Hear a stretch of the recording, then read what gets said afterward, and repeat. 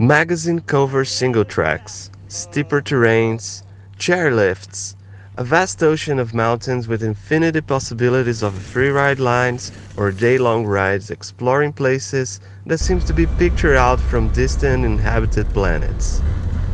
A mountain biking potential that is hard to find in other places. Yeah, eventually we'll get there, but it still feels like a long way to go. And now, 160 kilometers further in other direction. After a late in the day border crossing from Brazil to Argentina, a night sleeping parked next to a gas station, and some other kilometers more, we arrived in the city of Posadas, northern Argentina and border with Paraguay. We went out for a nice ride in the sun on the coast of the city, and after lunch we got back on track towards Buenos Aires. But after an hour or more driving without mobile data, we realized we were 160 kilometers past our turning point and heading to the opposite direction to Buenos Aires.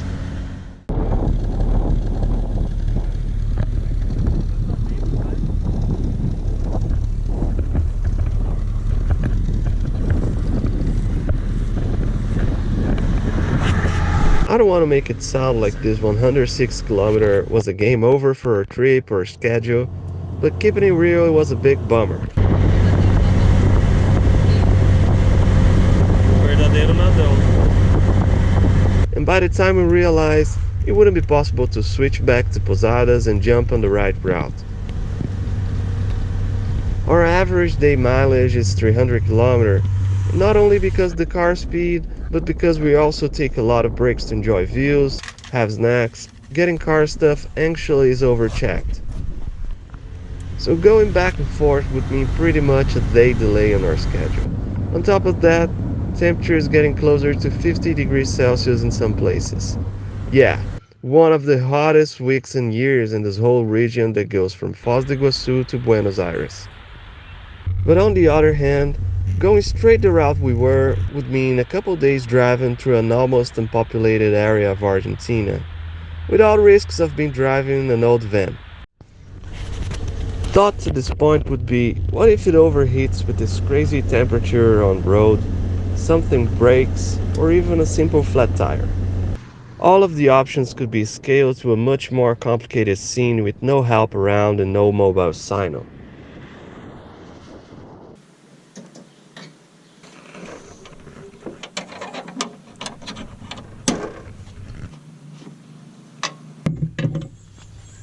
So, on one of these quick pit stops, we took a rest to access the situation we had, look at the map to evaluate the risks better, and decided to keep straight and drive 2 more days along the Iberá National Park until we get back on the same road we were.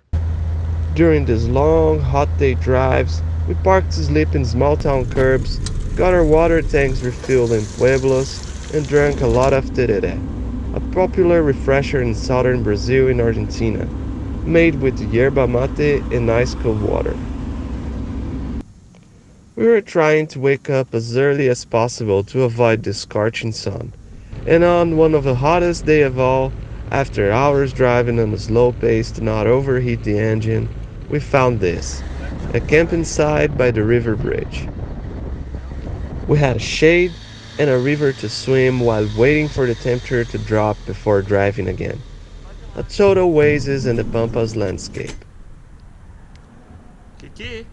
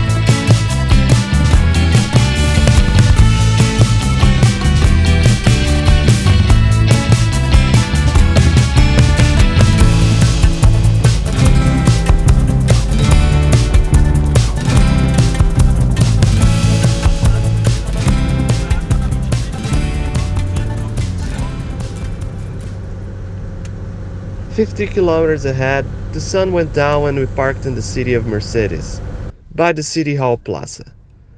It was a very cozy place, and on the next day we found a nice ice cream shop with great AC where I was able to work the whole day.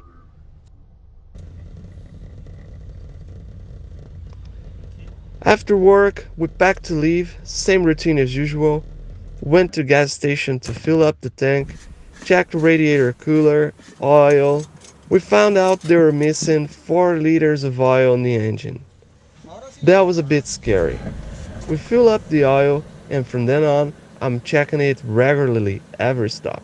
This car was a very popular van in Argentina in the 90s, and they're pretty common around here, and so are specialized repair shops and parts supplies. But that's something easier to do in a big city. So our next goal was to get the car serviced as soon as possible in Buenos Aires.